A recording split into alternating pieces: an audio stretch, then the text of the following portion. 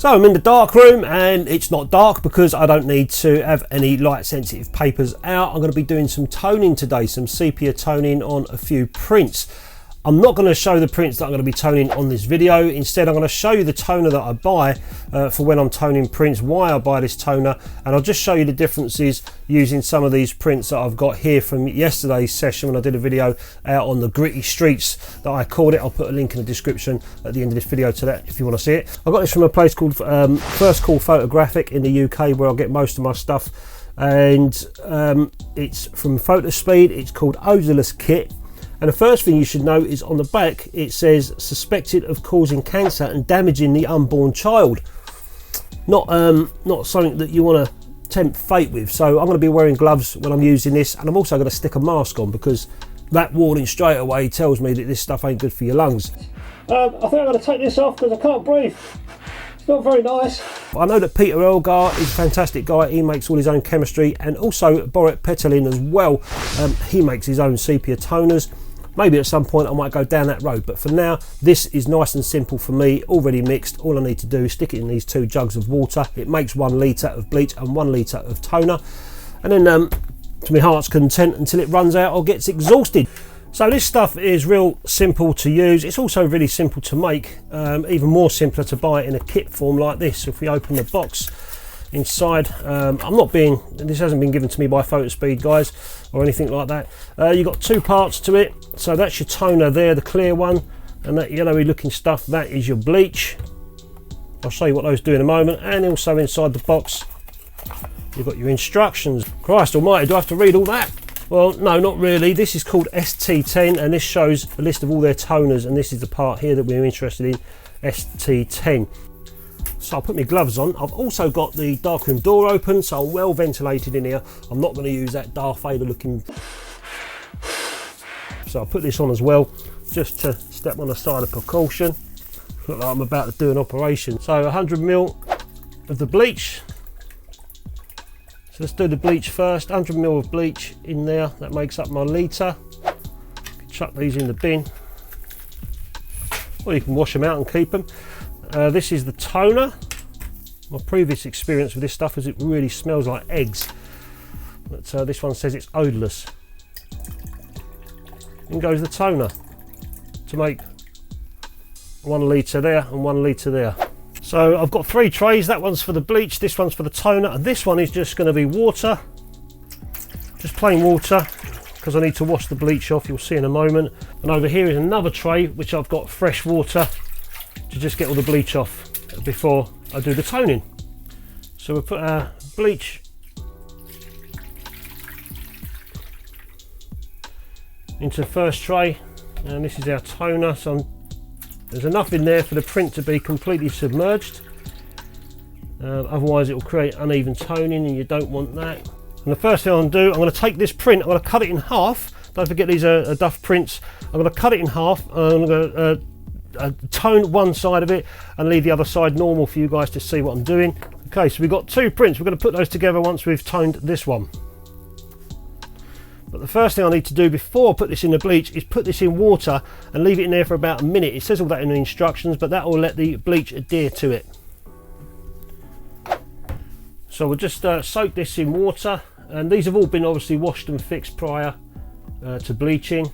So before you do any sepia toning or bleaching, just make sure that your print is fully fixed and washed. So there's our test print. Let's put that straight into the bleach. 4, 9, 10. I'm counting as I'm going. 11. And I'm going to do this one a bit extreme so you guys can see the difference between the 2. It's really cutting into those highlights now.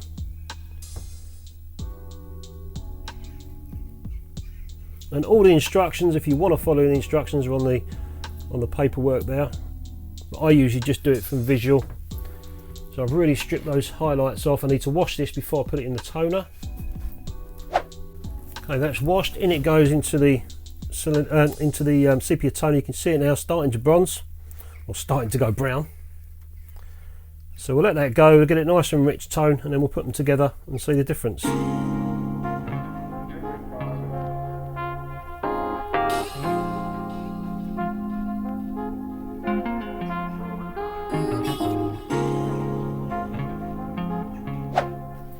I'm now just going to wash the print. Let's get this dry and then we'll put the two of them together. And there you can see the difference. So the top one is obviously the sepia toned and the bottom one is normal, where I've cut it in the middle, toned one and not the other. And you can see, you know, that's not, I don't really like that look. The sepia tone, to me, it's just a bit too too brown, too goldy looking. But you can do it very slightly, so it just gives a slight hint, and that way you don't leave it in the toners longer than you need to. So let's do another one, and we'll just give it a slight sepia tone, very slight, and see how it looks. So I've got 3 of these to play with, so I'm going to do this one, but this time I'm only going to very slightly just give it a dab of sepia tone and see if that works. So I need to wash it first and get it nice and wet.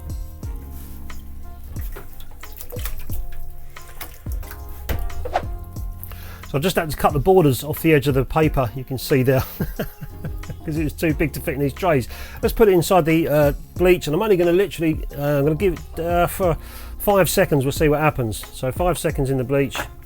1, 2, 3, 4, 5, out it comes.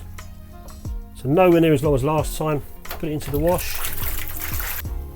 Into the 1, 2, 3, 4. Okay, that's about enough. About 5 seconds in the selenium. Give it a quick wash now, get all that crap off. Okay, so there it is. That's the one we just toned into sepia, very slightly toned it, and that's the normal print that I made yesterday. You can see the handrail. At first, when I put it in the bleach, everything kind of went lighter, but as soon as you put it in the sepia toner, it just brings it back. So I've still got the same contrast, but it's just changed the tone of it, only very slightly though. You can see just up here and here the differences, and also on the handrail as well. So what about seascapes? Let's have a look at this one I did a couple of weeks ago on pinhole. This is also a video that I made. So let's take this one off the wall, and we'll get that one put into the water, get it wet, then we'll sepia tone this one and see how it looks. Only slightly though, not too crazy. Okay, so it's nice and wet. The first thing that bleach is going to do is it's going to brighten up all these bright areas of the sky. So I've got to be very careful not to go crazy with it, otherwise it will just go too dark, too brown. I won't like it. So literally probably only a couple of seconds in here. We'll see how we get on. I only want to I can't even get that in. I'll have to cut it down a bit. Okay, I've cut it down a bit to fit in the tray. So in with the bleach, literally 3 seconds I'd say. 1, 2, 3, and then out. Maybe a bit more. Straight away you can see it's brightened up that sky. Let's get it washed. Sepia toner. Same time. 1. That's enough. And out and back into the water. We'll get it washed and we'll put it back up here so I can show you guys the difference on a split screen. Let's see what this flower looks like. This is another video that I did, so there's the flower there. Let's try this one. So again, I've had to cut it down to fit into these small trays. So do the flower, that's going to bleach those whites big time.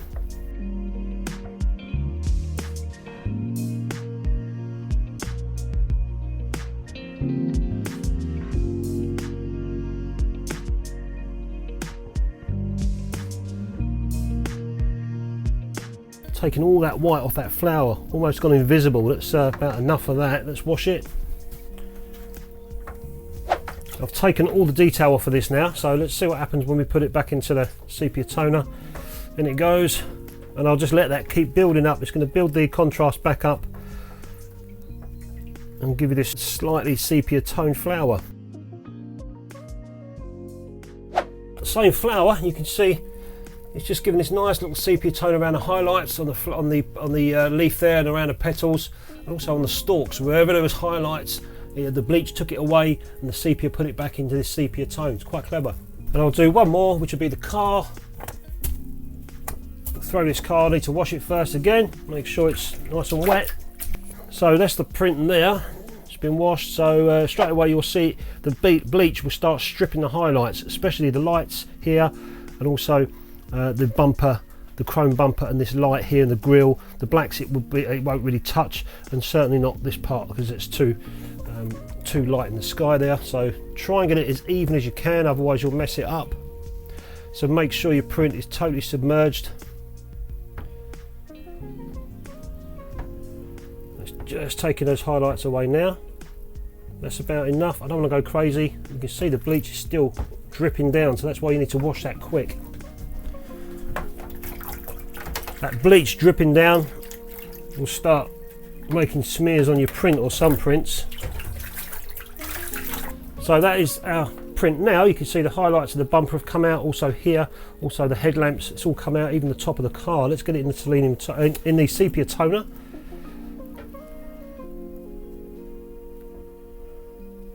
And just keep watching your contrast come through. It's up to you how deep you want the toning to be. Like I said, I don't particularly like it overkill, just a little tinge. This is overkill for me. And hopefully you can see through the video, you can see the sepia tone. It's only very slight, it's not as deep as I could have gone. If I wanted to go even deeper, I could have left it in the bleach longer and then put it in the sepia, and that really brought those highlights out in a dark sepia tone, such as our very first test. But that's not too bad. So it's not often that I sepia tone my prints, but sometimes I've come out with a darkroom with prints and I think to myself, I wish I had a little bit of sepia toner, but I save those prints for a rainy day. I can absorb them in the water, and when I've got my sepia toner, I can go ahead and tone the prints as you saw me doing today. So I've got a few to do later on in the darkroom. They're already saved in there.